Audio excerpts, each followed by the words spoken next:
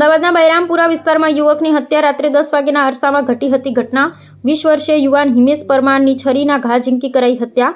હત્યાની ઘટનાથી Kagdapith police દોડતી થઈ. મૃતક યુવકના મૃતદેહને પીએમ અર્થે વીએસ હોસ્પિટલ ખસેડાયો.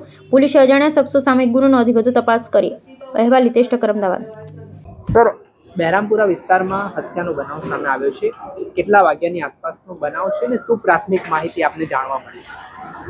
કાગડાપીઠ પોલીસ સ્ટેશન વિસ્તારમાં બૈરામપુરા ચોકી છે, એમાં એ એરિયામાં જ એક હત્યાનો બનાવ બન્યો છે. ઘટના લગભગ 1 કલાક પહેલાંની છે. પોલીસને માહિતી મળતા જ પોલીસ અત્યારે અહીંયા આવી અને આખો વિસ્તાર કોર્ડન કરી લીધો છે. જે ભોગ બનનાર છે એ યુવાન છે, 19 વર્ષનો. એનું નામ હિમેશ છે. હિમેશના સાથે આ જે બનાવ બન્યો છે એ શું કામ બન્યો છે એની અત્યારે તપાસ ચાલુ છે.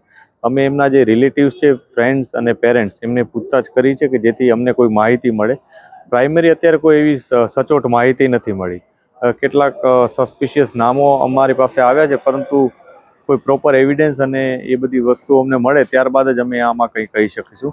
હાલ અત્યારે સમગ્ર બનાવની તપાસ ચાલુ છે. FSLને પણ બોલાવી લેવામાં આવી છે. ઘટનામાં અત્યારે એટલી વિગત મળી છે કે લગભગ 1 કલાક પહેલાં હિમેશ જ્યારે આ વિસ્તારમાંથી પસાર થતો હતો પોતાનું વ્હીકલ લઈને, ત્યારે આ બનાવ બન્યો છે. અને કેટલા લોકો હતા, લગભગ અમારા માનવા મુજબ ધારદાર હથિયારથી જ આ ઘટના નિપજાવવામાં આવી છે. પરંતુ એ ધારદાર હથિયાર છરી હતી કે અન્ય કોઈ ધારદાર વસ્તુ હતી એની અત્યારે તપાસ ચાલુ છે. એટલે સમગ્ર મામલો અત્યારે અંડર ઇન્વેસ્ટિગેશન છે. કોઈ સ્પેસિફિક વસ્તુઓ સામે આવ્યા બાદ જ અમે કંઈક કહી શકીશું.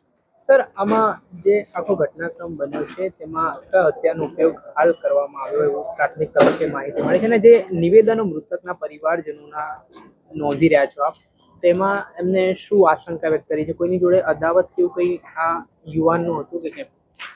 જે આ ઘટના બની છે એમાં હથિયાર તરીકે કાં તો છરી હોય છે અથવા કોઈ અન્ય ધારદાર તીક્ષ્ણ હથિયાર હોય, એ પ્રકારની માહિતી અત્યારે મળે છે. જે પ્રાઇમરી એમના જે વુન્ડ હોય છે એના ઉપરથી.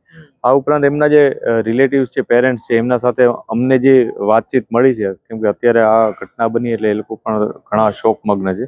તો આ જે પ્રાઇમરી વસ્તુ મળી એમાં એમની પાસે કોઈ એવું કારણ નથી અત્યારે કે એમને કોઈ એવો ખ્યાલ નથી કે કોઈ માહિતી નથી કે કોઈ અદાવત હતી કે કોઈ સાથે કોઈ જાતનો ઝઘડો થયો હતો લેટેસ્ટ, કે અન્ય કોઈ બાબત હોય, કોઈ ઘટના હોય, કોઈ સંબંધ હોય, કંઈ.